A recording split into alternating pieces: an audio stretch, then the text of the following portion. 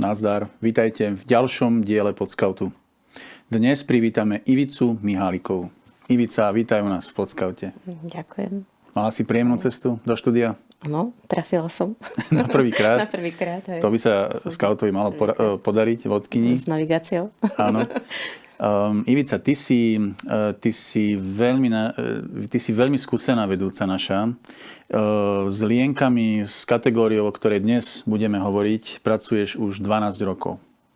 A bola si 6 rokov národná komisárka pre lienky. To sú teda dievčatá vo vekovej kategórii 8 až 11 rokov. A okrem toho si pôsobila ako učiteľka v škôlke, máš neuveriteľné skúsenosti s dobrovoľníckou prácou, s prácou s mladými ľuďmi, nielen v našej organizácii, ale aj tak všeobecne v Bratislavskom kraji. A prednedávno si sa vrátila z Ríma. To som sa dozvedel. Pred týždňom. Máme jubilejný rok. Na úvod, čo ťa oslovilo v Ríme a čo si tam robila a či si využila jubilejný rok? No, ja som v Ríme bola pred 17 rokmi naposledy, takže toto bola taká úžasná príležitosť. Mi to tak prišlo vhod, lebo manžel tam bol pracovne, tak som išla s ním. A práve je jubilejný rok, takže mi to veľmi pekne vyšlo. Bola som tam dosť dlho, takže som veľa chodila, veľa strašne, až to moje nohy odniesli. Ale navštívila som také krásne, také duchovné miesta. Musím sa pochváliť, že som prešla všetky 4 sväté brány. Takže to bol taký pre mňa veľký dar. A veľmi také, aj krásne počasie bolo, takže mala som z toho naozaj hlboký zážitok, aj taký duchovný. Z tohoto pobytu. Bola si tam 10 dní, okrem 8 dní. Plus cesta. Hej, čiže 10 plus cesta. Okrem tohto času, ktorý si strávila návštevou chrámov a prechádzaním cez brány, máš nejaké svoje obľúbené miesto v Ríme? Alebo si ho tam našla? Neviem, či obľúbené, okrem jednej pizzerie, hej. Ale teraz som objavila jedno miesto, lebo sprevádzala ma aj jedna kamarátka, reálna sestra. A išli sme jeden deň po stopách svätého Pavla. A také krásne miesto, volá sa to, že Tre Fontane. Je to v podstate miesto, kde bol väznený a kde bol aj sťatý svätý Pavol. A tam vytriskli vlastne 3 pramene, 3 fontány. A tam bolo úžasne. Akože pokoj, ticho, také naozaj veľmi hlboké miesto. Tak to sa mi... Myslím, že to som si tam zamilovala, že to bolo naozaj pekné. Nádhera. Si mamou 3 detí. Mnoho našich členov, takých už dospelých členov, opäť nachádza cestu ku skautingu práve cez svoje deti. Aká bola tvoja cesta ku skautingu? No, bola celkom taká zaujímavá.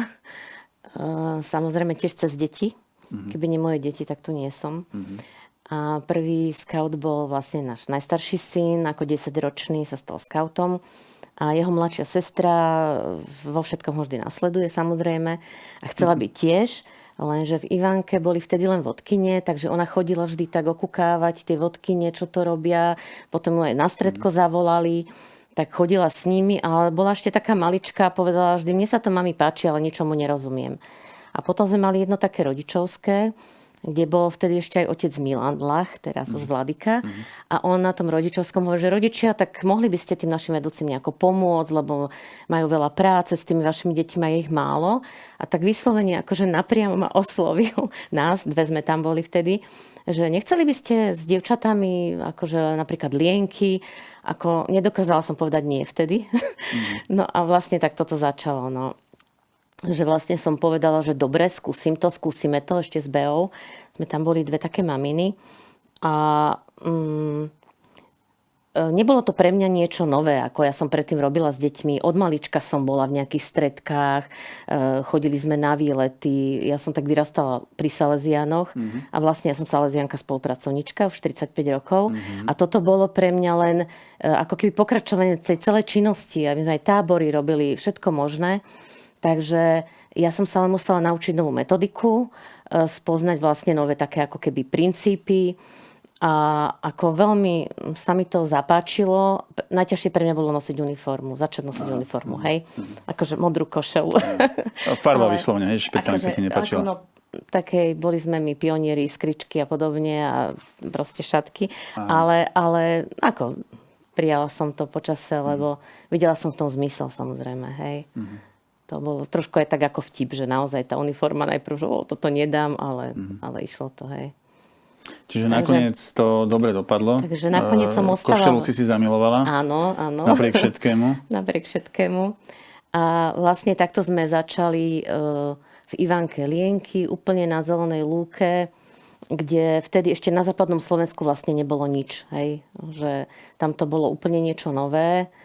Takže odtedy vlastne som pri Lienkach. A to už je 12. rok. 12. rok. A okrem toho si autorkou prvého školiaceho tábora pre naše vedúce tejto skautskej vekovej kategórie, vodkyňovskej vekovej kategórie. Čo dáva, čo môže dať skauting dievčatám v tomto veku 8 až 11 rokov?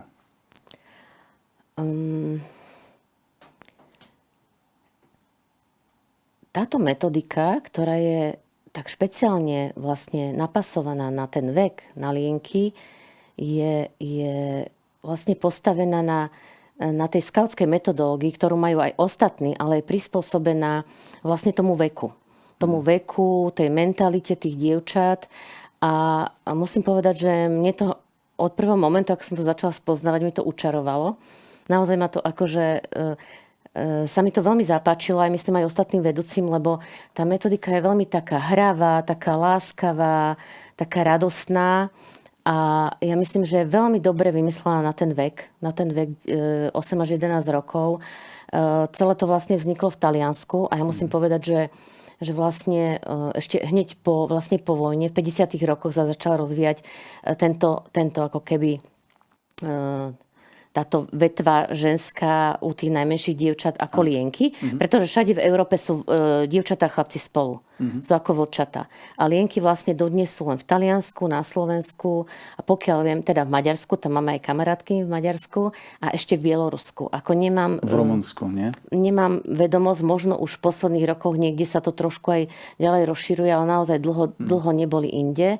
Čiže my sme vlastne všetky materiály a metodiku čerpali z Talianska a musím povedať, že Taliani si na tom dali veľmi záležať.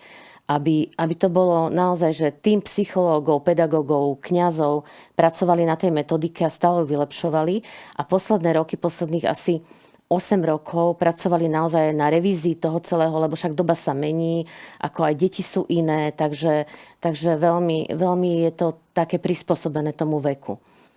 No a čo teda to dievča dostane? Keď nás pozerá mamička 7-ročného dievčaťa, ktorá zvažuje, že kam zapísať moju dceru, že na aký, nehovorím, že krúžok, ale na aké zmysluplné aktivity. Tak čo dostane? To je práve možno to, že ja to tak vždy porovnávam, aj keď rodičom hovorím, že ak dáte dieťa na tanečný krúžok, bude tancovať. Ak ho dáte na spevácky, bude spievať. Ale keď ho dáte na skauting, bude aj tancovať, aj spievať, aj hrať divadlo, aj, športovať, aj sa modliť, aj variť. A že je to veľmi, veľmi všestranné a vlastne rozvíja to dievča po všetkých stránkach. A okrem toho, čo pre mňa je aspoň také dôležité, že dnes je taká doba dosť individualizmu a že zameraná na výkon. Aj na tých krúžkoch a na tých všelijakých školách proste to dieťa musí podávať výkon, samo za seba je. A my vlastne sa snažíme, aby tie dievčatá zažili také spoločenstvo. Také pekné kamarátstva. My sa aj voláme, že sme šťastná rodinka. Vlastne Lienky v takom kruhu žijú, v šestorkách, kde naozaj sa snažíme budovať také pekné spoločenstvo, také radosné, kde sa cítia prijaté, kde sa cítia milované a ako aj navzájom sa tie vzťahy snažíme, aby budovali. Takže toto je taký rozdiel proste, že naozaj ten rozvoj je taký všestranný pre tú Lienku a není individualistický a není ani zameraný na výkon. Čiže ona každá vlastne postupuje ako keby svojim tempom v tých zručnostiach, ktoré ju bavia, nové veci sa naučí, je motivovaná proste sa rozvíjať po každej stránke. Takže si myslím, že to je taký... Čo je také typické pre dievča, alebo ako by si charakterizovala dievča vo veku lienky? Čo takéto dievča zaujíma? Čo ju trápi? Z tvojej vlastnej skúsenosti. Z mojej vlastnej skúsenosti tí deti sú veľmi zvedavé, veľmi sú také živé a dievčatá, na rozdiel od chlapcov, podľa mňa sú v tomto veku ešte veľmi také tvorivé, že oni strašne radi všeličo vyrábajú a kreslia a všeličo také ručné práce, radi spievajú, radi tancujú, divadlá hrajú. To keď dlho nehráme divadlo, oni sú úplne z toho, že už divadlo chceme hrať. Takže a príjmajú, aj keď im prinesieme niečo, čo sa možno na prvý pohľad zdá strašne detské, pesnička, alebo nejaká, že prídeme my vedúca ako oblečené za zvieratka, lebo to my často používame, hej, že masky zvieratiek. Videl som fotky. Áno, a že vlastne žijeme ako keby v lese aj s tými lienkami, s tými zvieratkami. A raz mi na prvom stredku jedna lienka povedala, že to čo je, akože to je ako môj malý brat. A ona počase úplne akože sa prispôsobila, úplne tým žila, aj žije dodnes, vlastne ešte stále lienkou. A tí deti to tak príjmu taký ten detský svet, lebo ja mám pocit, že dnes deti veľmi rýchlo tlačíme do toho dospeláckého svetu. A toto si tam zažijú. Proste ešte také... Tú detskú radosť, nefalšovanú, áno, autentickú. presne. Takú autentickú radosť. Takú spoločnú, hej. Keď sa pozrieš naspäť na tých 15 rokov, myslím približne, čo lienky existujú vôbec na Slovensku v rámci našej organizácie, kam sme sa dostali s kategóriou lienok? Je to úspešný príbeh? Čo je takým highlightom? Také niečo, čo by si možno chcela zdôrazniť, že toto sa podarilo a na toto si s tým spôsobom pyšná? No... Keď sa pozriem tak veľmi späť, ja som si teraz zisťovala vlastne, že kedy lienky vznikli, lebo úplne som presne nevedela dátum. Ja som prišla trošku neskôr a vlastne v roku 2010 bol prvé taká malá šestorka, pár dievčat, prvý taký skromný tábor a to je odtedy 15 rokov. Ja som prišla v roku 2013 potom a odtedy vlastne lienky vznikli v Košiciach, potom v Ivánke, potom v Prešove, potom v Trnave. A vlastne pri každom zbore, ktorý máme, vlastne fungujú lienky. Sú tam vedúce, veľmi veľa vedúcich sa už vystriedalo, to keby nemôžem teraz ani menovať všetkých, lebo by som určite niekoho zabudla. A ja som im vďačná za tú službu, lebo každá vedúca veľa prinesie vždy, lebo každý je iný. Takže tak spoločne sme aj spoločne tábory robili potom celoslovenské a myslím, že taký veľmi dobrý tým sme boli ako vedúce. Aj keď niektoré už teda odišli, ale ja vidím, že ako sa to rozvíja. Proste to. A máme sa ešte veľa čo učiť samozrejme, lebo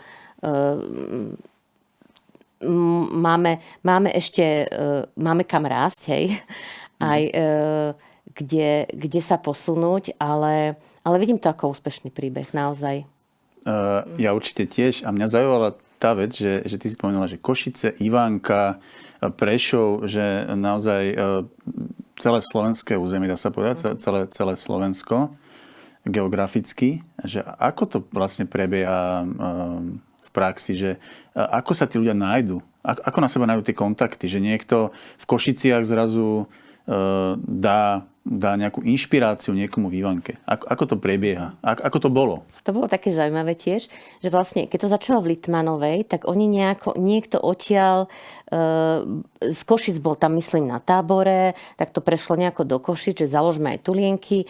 Tam potom vedúce, ktoré robili vodkynie, sa nejako vymenili s tou vedúcou lienok, lebo zistili, že si lepšie pasujú na tú kategóriu. A moja Martuška, ako som už spomínala, bola vtedy malá, a chcela byť strašne v skautingu, tak ešte Janka Hrušovská vtedy povedala, že na východe robia tábor, že ja ju tam zoberiem, že keď je len taká jedna sama, že nech to skúsi, nech to zažije. A vlastne vtedy Košice robili tábor na Trlenskej, ešte, áno, prvý tábor, hej. A zobrali tam Martušku a mňa zavolali, že či by som im nešla variť. A ja som sa takto vlastne stretla s Lienkou v tom ešte skôr, ako to vzniklo v Ivanke, lebo som im bola na tábore variť. A občas ma tam aj použili na nejakú scénku alebo niečo, akože, takže ja som vlastne už sa s tým vtedy stretla a mala som kontakt na tie vedúce z Košic. A už na ďalší tábor vlastne už sme išli Ivanka Košice. A potom postupne ku Košiciam, keďže Prešov je k ním bližšie ako k Ivanke, tak oni sa pridali a ja som potom pomáhala vlastne vzniknúť Trnave. Takže tam, no. Takže tak nejako sa to postupne šírilo takou zvláštnou metodou. Slovensko nie je veľké. To je pravda, ale napriek všetkému ja si myslím, že to je veľmi pekné, že sme dokázali obsiahnuť celé Slovensko. Lebo nie je to jednoduché, keď si zoberiem už len to, ako žijeme v tých komunitách. A teraz je taký trend, že byť v tej svojej komunite niekde, ako tak trošku, nehovorím, že izolovaný, ale že starať sa o svoju komunitu, tak toto boli tie časy, keď ešte bol taký ten drive, že poďme do celého Slovenska. Aspoň keď nie do celého sveta. Takže, ale ono to asi platí stále, len dneska buď nás to tak nejak ten čas covidu naučil, že byť v tej miestnej komunite a možno menej cestovať, alebo neviem už čo, ale jednoducho toto je taký pekný príklad, že sa to tak pospájalo, že sme tak pekne pospájani. Keď do toho vstúpim, ja si myslím, že my sme zistili práve, že je to veľká výhoda.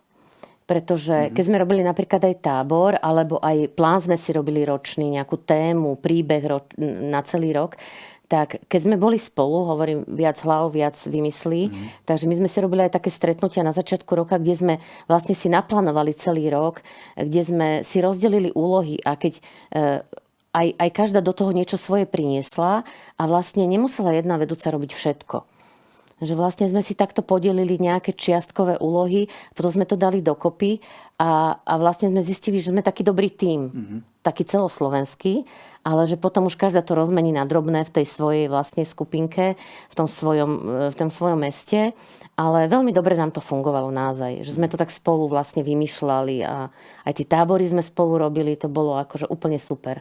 Boli taký zohratý tím, fakt. To gratulujem. Tie prvé Lienky sú dnes už veľké dámy. Si s nimi ešte v kontakte? Možno sú ešte v skautingu, alebo ak aj nie sú, tak nestratila si na nich ešte úplne tú stopu, že vieš, stretneš občas na ulici, alebo stretneš ich niekde, pozdravíš sa s nimi a máš na ne kontakt, ako sa im darí, čo robia teraz v živote?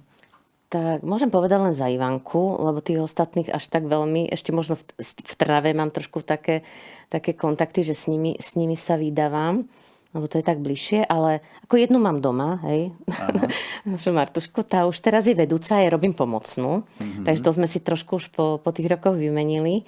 Ale ostatné tí dievčatá už sú aj rozbehané po svete, študujú, pracujú všelikde, ale myslím, že im ostalo blízke takéto dobrovoľníctvo, že pracujú možno v iných organizáciách alebo niekde inde sa začlenili, ale myslím, že aj keď nie sú v skautingu, ale určite im to veľa dalo. A ja som raz aj bola možno taká, že tam mi odíde, lebo išla niečo iné niekam a povedal mi raz jeden kňaz, že neboj sa, oni sa nestratia.